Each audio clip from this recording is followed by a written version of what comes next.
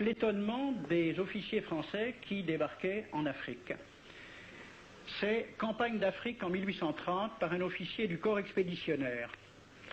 Cette terre, qu'on avait présentée comme sauvage et inhabitée, est couverte de jolies maisons de campagne entourées de jardins. Toutes sont bâties sur des hauteurs dont les mouvements onduleux contrastent tout à fait avec l'aridité des côtes de Provence. La végétation y est superbe, et partout des sources et des courants d'eau fécondent la terre. Les fruits y sont en abondance, un grand nombre d'aqueducs amènent les eaux jusqu'à la capitale. Et le maréchal Bugeaud lui-même. J'ai reconnu que l'Algérie produit beaucoup de grains, une immense quantité de bétail. L'immensité des terrains ensemencés atteste l'existence d'une population beaucoup plus nombreuse qu'on ne le pensait.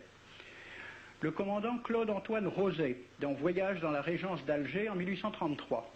Presque tous les hommes savent lire et compter. En France, on compte à l'époque 40% d'analphabètes. Ainsi, les soldats qui débarquent sont en général moins instruits que les sauvages qu'ils viennent civiliser.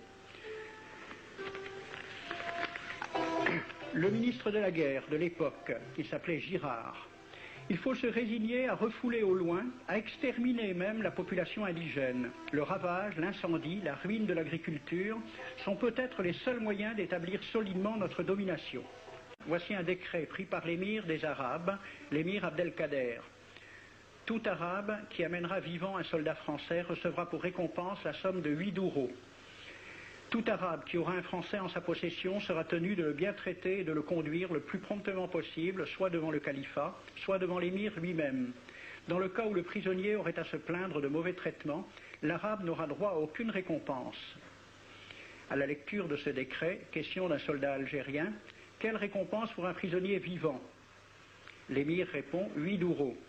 Et pour une tête coupée, l'émir répond 25 coups de bâton sur la plante des pieds. De quel côté était la civilisation?